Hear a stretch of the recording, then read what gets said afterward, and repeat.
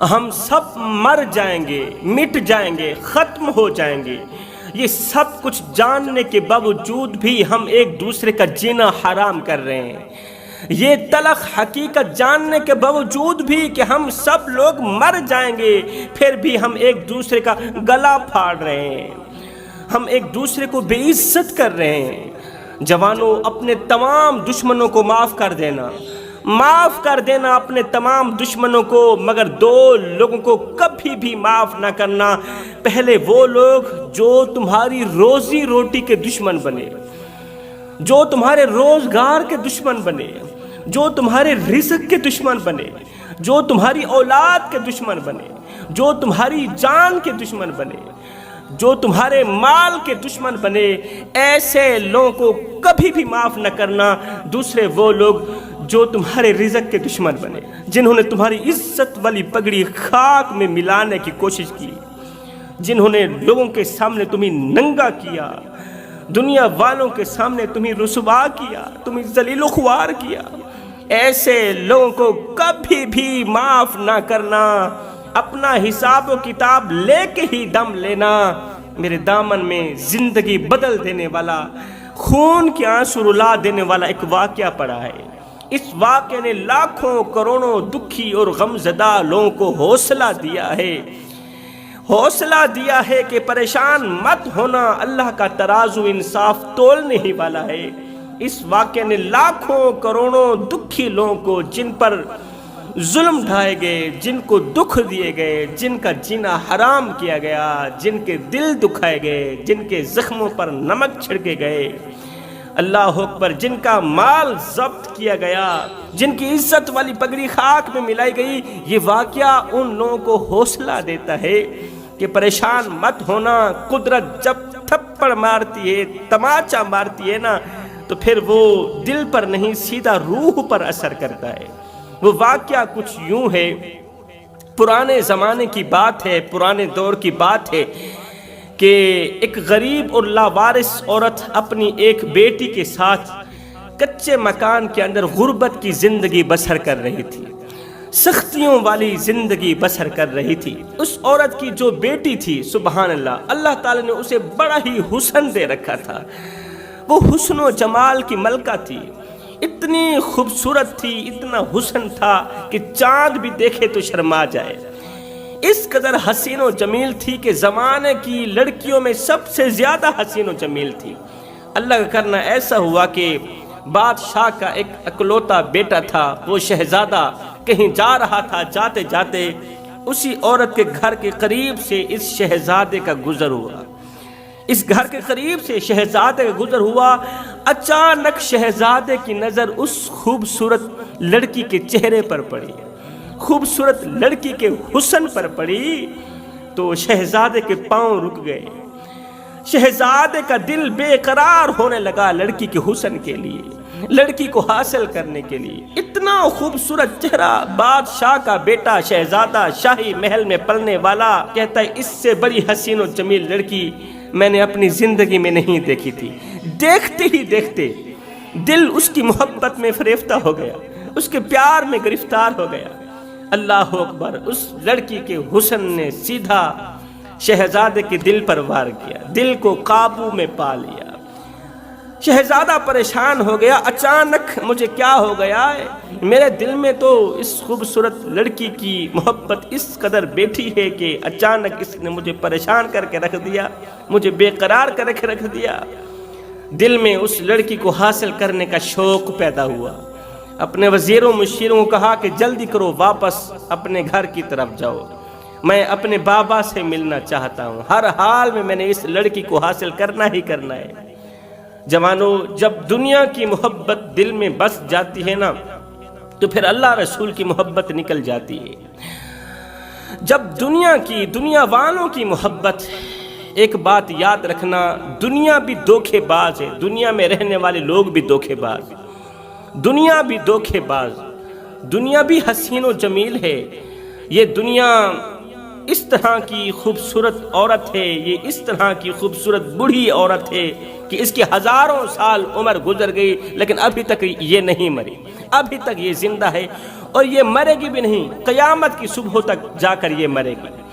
اس دنیا نے لاکھوں کروڑوں نوجوانوں کو گمراہی کی طرف لا کر کھڑا کر دیا۔ جب دنیا کی محبت دل میں سما جاتی ہے نا، پھر یہاں پر اللہ رسول کی محبت نہیں آ سکتی۔ اس لیے میں کہتا ہوں اللہ تعالیٰ سے محبت کرو، اس کے رسول سے محبت کرو، اللہ سے محبت، اس کے رسول سے محبت۔ سبحان اللہ۔ اکثر میں پروگراموں پر جاتا رہتا ہوں، سفر کرتا رہتا ہوں، تو اکثر میں دیکھتا ہوں گاڑیوں کے پیچھے لکھا ہوتا ہے صنم بے وفا۔ آپ لوگوں نے بھی پڑھا ہوگا، دیکھا ہوگا اور سنا بھی ہوگا، صنم بے وفا، صنم بے وفا۔ تو میں سوچتا ہوں کہ یہ جو گاڑی والا ہے، جس نے اپنی گاڑی کے پیچھے، رکشے کے پیچھے لکھوایا ہے صنم بے وفا، اس نے کسی لڑکی سے محبت کی ہوگی، پیار کیا ہوگا، محبت کا دعویٰ کیا ہوگا اور لڑکی نے دھوکہ دیا ہوگا۔ اس طرح کا دھوکہ دیا ہوگا، یہ بیچارہ رکشے کے پیچھے، گاڑی کے پیچھے لکھوانے پر مجبور ہو گیا ہوگا کہ صنم بے وفا، کہ میرا جو صنم تھا، میرا جو دوست تھا، محبت تھی میری، میرا جو پیار تھا، میرا عشق تھا نا، وہ بے وفا نکلا، وہ بے وفا نکلا۔ میں نے کہا او نادان، تو نے محبت بھی اسی سے کی ہے جس کے اندر بے وفائی کوٹ کوٹ کے بھری گئی تھی۔ میں تجھے ایک ایسا راستہ نہ بتاؤں، میں تجھے مدینے کی چوکھٹ پر لے کر نہ جاؤں، اس رسول سے محبت کر جو اپنے محبت کرنے والوں کا ہاتھ پکڑتا ہے، قیامت کی صبح تک نہیں چھوڑتا۔ جو محبوب کملی والا میرا سونا نبی، اللہ اکبر، میں قربان جاؤں آپ کے نام پر، اس کی محبت میں مر مٹنے کا اعلان کیوں نہیں کرتا؟ اس کی محبت میں گرفتار کیوں نہیں ہوتا؟ مدینے والے کو یہاں پر جگہ کیوں نہیں دیتا؟ اللہ کی محبت کو یہاں پر جگہ کیوں نہیں دیتا؟ مدینے والے کی دوستی میں تو اس قدر وفا ہے، ایک بار محبت کرنے والے کا ہاتھ پکڑتا ہے، قیامت کی صبح تک نہیں چھوڑتا۔ تو بے وفاؤں سے دوستی کیوں لگاتا ہے؟ تو بے وفاؤں سے یاری کیوں لگاتا ہے؟ بے وفاؤں سے دوستی کرے گا، اپنی زندگی پر داغ لگا بیٹھے گا۔ قصہ مختصر جوانوں، شہزادے نے پیچھے گھر کی طرف رخ کیا، وزیروں کو کہا کہ اس گھر کی نشاندہی کرو، کل میرے بابا کو اس گھر کا نشان بتانا، اس گھر کا پتہ بتانا۔ وزیروں کے ساتھ یہ شہزادہ واپس شاہی محل کی طرف چلا گیا۔ شام ہو چکی تھی، جیسے ہی شاہی محل کے اندر داخل ہوا، کمرے کے اندر لیٹا ہوا ہے، دل بے چین ہے، دل بے قرار ہے، دل بے اطمینانی کا سبب ہے، کیونکہ دل میں خوبصورت لڑکی کی محبت بیٹھ گئی تھی، عشق ہو گیا تھا، پیار ہو گیا تھا۔ یہ نفس پرست تھا، شہوت پرست تھا، اس لیے تو اقبال نے کہا کہ ایسا نہیں کہ نفس کا شیطان مر گیا، ارے شیطان تو ہے زندہ، شیطان تو ہے زندہ، انسان مر گیا۔ سجدوں پہ سر جھکانے کی فرصت نہیں رہی، مومن کی روح میں بسا مسلمان مر گیا۔ مسجد تو پکی بن گئی اور شاندار بھی، کچی ہیں رب سے چاہتیں، ایمان مر گیا۔ حیرت ہے تیری قسمت پہ اے اقبال، پیدا ہوا تھا خوشنما، ویران مر گیا۔ ساری رات دل بے چین رہا، دل بے قرار رہا، ساری رات خوبصورت لڑکی کی تصویر آنکھوں کے سامنے گھومتی رہی، پھرتی رہی، اس کو اور زیادہ بے چین کرتی رہی، اور زیادہ بے قراری کی دلدل میں پھنساتی رہی۔ صبح ہوئی، بادشاہ اٹھا، دسترخوان لگ گیا ناشتے کے لیے، کھانے پینے کے لیے دسترخوان لگ گیا۔ بادشاہ نے وزیر کو کہا جاؤ میرے شہزادے کو اٹھا کر لاؤ۔ وزیر گیا، اس نے شہزادے کے کمرے کا دروازہ کھٹکھٹایا، شہزادہ باہر نکلا۔ جب دسترخوان پر بیٹھا، جب بادشاہ کی نظر بیٹے کے چہرے پر پڑی تو بیٹے کے چہرے پر پریشانیوں کے آثار تھے، غمگینگیوں کے آثار تھے، بیٹا بڑا ہی پریشان تھا۔ بادشاہ نے کہا او میرے لخت جگر، میرے نور نظر، تو میرا اکلوتا بیٹا ہے، تو میرا ایک ہی شہزادہ ہے، منتیں مان مان کر میں نے تجھے اللہ سے مانگا، اللہ سے حاصل کیا، اور تیرے چہرے پر غمگینگی بیٹے، تیرے چہرے کی غمگینگی مجھے مار دے گی، میرا جگرا پھاڑ دے گی، تو میرا اکلوتا بیٹا ہے، تو ہی تو میرا سب کچھ ہے۔ بیٹے تو بتا کیوں پریشان ہے؟ تیرے چہرے پر مسکراہٹ لانے کے لیے، تیرے چہرے پر خوشیاں لانے کے لیے اگر آسمان سے تارے بھی توڑ کے لانے پڑے تو میں لانے کے لیے تیار ہوں۔ تیرے چہرے پر خوشیاں لانے کے لیے اگر سارا خزانہ بھی کیوں نہ قربان کرنا پڑے تو میں قربان کرنے کے لیے تیار ہوں۔ بیٹے جلدی بتا کس چیز نے تجھے اس قدر پریشان کیا؟ تو اس بیٹے نے کہا ابا حضور میری زندہ لاش تو تیرے قدموں پر پڑی ہے، اللہ اکبر، لیکن میرا دل میری محبوبہ کے قدموں پر پڑا ہے۔ میری زندہ لاش تیرے قدموں میں پڑی ہے لیکن میرا جو دل ہے نا وہ میری محبوبہ کے قدموں میں پڑا ہے۔ ابا مجھے ایک لڑکی سے محبت ہو گئی ہے، پیار ہو گیا ہے۔ محبت بھی کچھ اس طرح کی ہوئی ہے کہ وہ مودت کی شکل اختیار کر گئی ہے۔ ابا جس طرح مچھلی کو پانی کے ساتھ مودت ہوتی ہے نا، مچھلی پانی کے بغیر زندہ نہیں رہ سکتی، تیرا شہزادہ بھی اس لڑکی کے بغیر زندہ نہیں رہ سکتا، نہیں رہ سکے گا۔ اگر تو اپنے بیٹے کو زندہ رکھنا چاہتا ہے تو پھر جلدی سے بیٹے کی اس لڑکی سے شادی کر دے۔ باپ نے کہا بیٹا یہ تو چٹکی کا کام ہے، تیری آج ہی پریشانی ختم کرتا ہوں، تیری پریشانی کا علاج آج سے ہی کرتا ہوں۔ بادشاہ نے وزیروں کو ہمراہ لیا، نشاندہی کرنے والے وزیر بادشاہ کے ساتھ چلے۔ چلتے چلتے بادشاہ اسی مقام تک جا ہی پہنچا، اس غریبہ کے گھر جا ہی پہنچا، غریب اور مفلس عورت کے گھر جا پہنچا۔ بادشاہ نے دروازہ کھٹکھٹایا، دستک دی تو اندر سے وہ خوبصورت لڑکی باہر نکلی۔ بادشاہ کو دور سے دیکھتے ہی اس خوبصورت لڑکی کی ماں سمجھ گئی تھی کہ بادشاہ کی تباہی کا وقت آ گیا ہے، اب بادشاہ کی بربادی کا وقت آ گیا ہے۔ بادشاہ کو ذلیل و رسوا ہونے سے کوئی نہیں روک سکتا، اس لیے کہ میرے اللہ کا ترازو صرف انصاف ہی تولتا ہے۔ میرا مقدمہ اللہ کی عدالت میں پیش ہو گیا ہے، اللہ میرا انصاف کرنے والا ہے۔ وہ عورت سمجھ گئی تھی حقیقت کیا ہے، ماجرا کیا ہے، راز کون سا ہے۔ آگے سنیے جانیے، پھر شکر ادا کرنا کہ لوگوں نے تمہیں دکھ دیے، تمہاری عزت پر وار کیا، تمہیں زمانے والوں کے سامنے رسوا کیا، ذلیل کیا، اور تم نے اللہ پر چھوڑ دیا۔ اب دیکھنا اللہ تعالیٰ کس طرح کا انصاف کرتا ہے۔ وہ عورت دور سے دیکھتے ہی سمجھ گئی تھی۔ اب اس عورت نے خود کو پردے میں ڈھانپ لیا۔ جب بادشاہ نے دروازہ کھٹکھٹایا تو عورت نے اپنی خوبصورت بیٹی کو باہر نکالا۔ جا سن کیا کہتا ہے۔ خوبصورت بیٹی باہر نکلی، ہاں جی کیا کہنا چاہتے ہو؟ اس نے کہا کہ میں اپنے شہزادے کے لیے تیرا ہاتھ مانگنے آیا ہوں، شہزادے کے لیے تیری شادی مانگنے آیا ہوں، تجھے بہو بنانے آیا ہوں۔ جا کر اپنی ماں سے پوچھ تیری ماں کہاں ہے، اس کو باہر نکال۔ کہنے لگی میری ماں پردے میں ہے، وہ غیر محرم مرد سے نہ سامنے آتی ہے اور نہ ہی بولتی ہے، نہ ہی ملتی ہے۔ میری ماں اندر سے باہر نہیں نکلے گی، جو بات کہنی مجھے ہی کہہ۔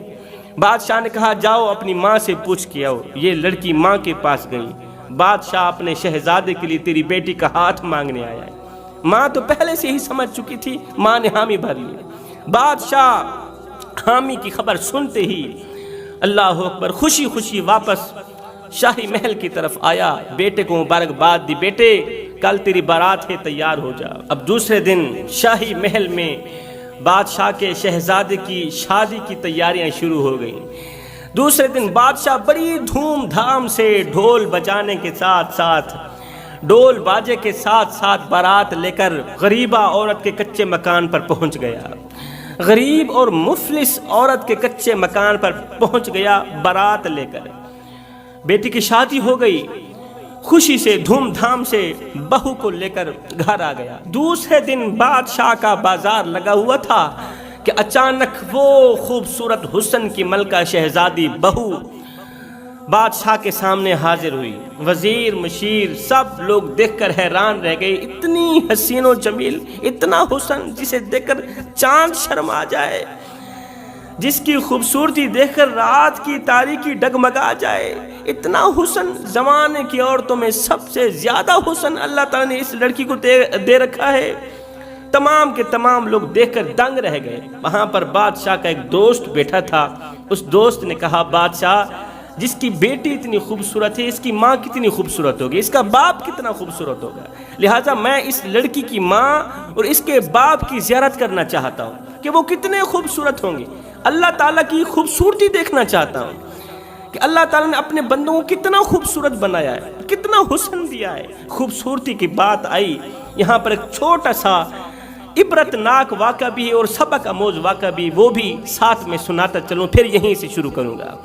وہ ایک خوبصورت عورت تھی نا، اللہ تعالیٰ نے اسے بھی بڑے ہی حسن و جمال سے نواز رکھا تھا. وہ متقی پرہیزگار تھی، دن کو روزہ رکھتی، پوری پوری رات قیام کرتی تھی. تو وہ اپنے گھر کے باہر صحن میں کھڑی تھی تو ادھر سے ٹھنڈی ٹھنڈی ہوا چل رہی تھی.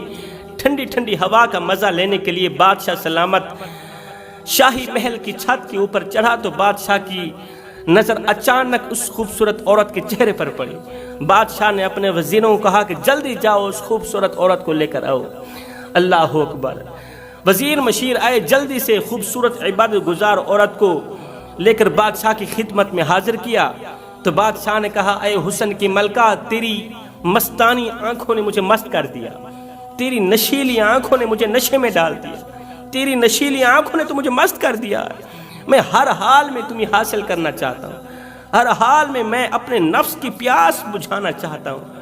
جب اس عورت نے سنا نا، اللہ کی ولیہ نے سنا نا کہ میری ان آنکھوں نے بادشاہ کو نشے میں ڈال دیا، مست کر دیا، تو اس عورت نے کہا بادشاہ سلامت تھوڑی دیر رکیے، ٹھہریے، میں ابھی آتی ہوں، آپ کی خواہش پوری کرتی ہوں. عورت کمرے کے اندر چلی گئی. عبادت گزار عورت خوبصورت جس کی آنکھیں نشیلی تھیں کمرے کے اندر چلی گئی. جب کمرے سے باہر نکلی تو بادشاہ دیکھ کر حیران رہ گیا، دنگ رہ گیا کہ اس نے دونوں آنکھیں نکال کر تلی پہ رکھی ہوئی تھیں اور بادشاہ کی خدمت میں حاضر کیا. لیجئے بادشاہ سلامت، جن نشیلی آنکھوں نے تمہیں مست کیا تھا نا، جن آنکھوں نے تمہیں گناہ کرنے پر مجبور کیا، مجھے ان آنکھوں کی ضرورت ہی نہیں ہے. میری جن آنکھوں نے، جن نشیلی آنکھوں نے تمہیں گناہ کے نشے میں ڈالا، گناہ کرنے پر مجبور کیا، مجھے ان پلید آنکھوں کی ضرورت ہی نہیں ہے. خوبصورت عبادت گزار نے اپنی وہ آنکھیں نکال دی، ختم کر دی. اللہ اکبر. جوانوں، اللہ کو حاصل کرنے کی کوشش کرو، اللہ کی محبت دل میں بٹھانے کی کوشش کرو. اللہ کے عشق میں، اللہ کی محبت میں، اللہ کی مودت میں، مدینے والے کے عشق میں، معرفت الہی میں، خشیت الہی میں ایک وہ مقام بھی آتا ہے کہ دعا تو رہی بڑی دور کی بات، انسان صرف سوچتا ہے، ہاتھ اٹھانے کی ضرورت بھی نہیں پڑتی، صرف سوچتا ہے میرا اللہ پوری کر دیتا ہے. خیر، بادشاہ کا دربار لگا ہوا تھا. خوبصورت لڑکی کو دیکھ کر بادشاہ کا دوست بولا بادشاہ سلامت، اس کے باپ کو دیکھنے کا دل میں شوق پیدا ہوا ہے، میرا دل چاہتا ہے، میرا جی چاہتا ہے کہ میں اس کے باپ کی زیارت کروں اور اس کی ماں کی زیارت کروں. بادشاہ نے وزیروں کو کہا کہ جلدی جاؤ، اس کا باپ تو کب کا مر گیا ہوگا کیونکہ وہ شادی میں موجود نہیں تھا، اس کے گھر میں اکیلی ماں ہی ہے، جاؤ اس کی ماں کو لے کر. وزیر مشیر گئے، زبردستی اس کی ماں کو لے کر بادشاہ کے سامنے کھڑا کر دیا. بادشاہ نے کہا اے حسن کی ماں، اے خوبصورت، اے میری خوبصورت بہو کی ماں، اپنے چہرے سے نقاب اٹھا، پردہ اٹھا، ہم تیرے چہرے کی زیارت کرنا چاہتے ہیں، ہم تیرے حسن کی زیارت کرنا چاہتے ہیں. جس کی بیٹی اس قدر خوبصورت ہے وہ ماں کتنی خوبصورت ہوگی. اللہ اکبر. بادشاہ نہیں جانتا تھا کہ آج کا دن اس کے لیے بہت بڑی ضلالت لے کے آنے والا ہے. یہ لمحہ اس کے لیے بہت بڑی تباہی کا لمحہ ہے، بہت بڑی ضلالت کا لمحہ ہے. بادشاہ نہیں جانتا تھا کہ یہ حسن کی ملکہ شہزادی مجھے تباہ و برباد کرنے آئی ہے، مجھے ذلیل و رسوا کرنے آئی ہے، کیونکہ آج ہی تو اللہ کی عدالت میں مقدمہ پیش ہوا تھا. آج تو انصاف کا دن ہے نا، کیونکہ اللہ کا ترازو صرف انصاف ہی تولتا ہے نا. بادشاہ نے کہا اے حسن کی ملکہ شہزادی، اپنے چہرے سے نقاب اٹھانا، ہم تیری زیارت کرنا چاہتے ہیں. جیسے ہی اس عورت نے اپنے چہرے سے پردہ ہٹایا، بادشاہ نے جیسے ہی اس عورت کا چہرہ دیکھا، دیکھتے ہی دیکھتے بادشاہ کے پاؤں تلے زمین ہلنے لگی، بادشاہ کے پیروں سے زمین نکل گئی. بادشاہ حیران ہو کر کہنے لگا تو ابھی تک زندہ ہے؟ اس نے کہا ہاں ہاں ہاں میں زندہ ہوں. تو نے مجھے پہچانا ہے یا نہیں پہچانا؟ بادشاہ نے کہا میں نے نہیں پہچانا. اس نے کہا میں وہی غریب عورت ہوں، وہی غریب عورت ہوں جس کے 2 بچے 3 دن سے بھوکے تھے اور میں تیرے گھر میں غربت کا کشکول لے کر آئی تھی، بھیک مانگنے کے لیے آئی تھی، اللہ کے نام پر کچھ مانگنے کے لیے آئی تھی، مدد مانگنے کے لیے آئی تھی کہ خدارا مجھے روٹی کا ٹکڑا دے دو، میرے بچے 3 دن سے بھوکے ہیں، اگر آج انہیں روٹی نہ ملی تو وہ مر جائیں گے، بھوک برداشت نہیں کر پائیں گے. لیکن تیرے جیسے خبیث انسان نے جب میرا چہرہ دیکھا تو تیری نیت بدل گئی.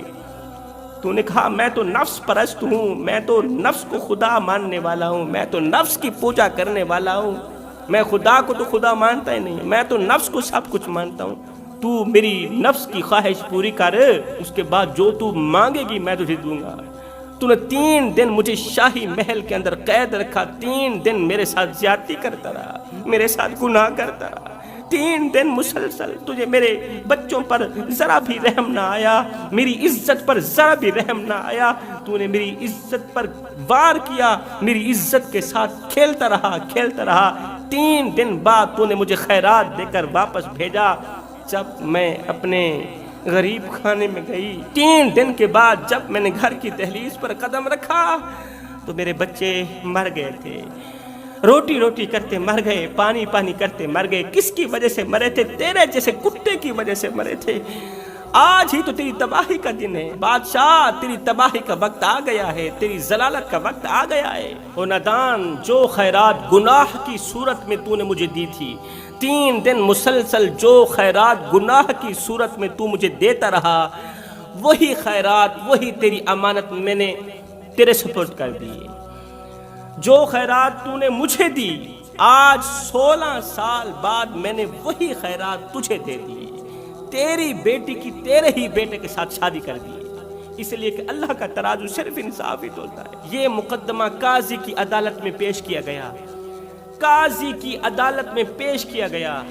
ایک تو بادشاہ کی وجہ سے 2 ننھے بچے مر گئے بھوک کی وجہ سے.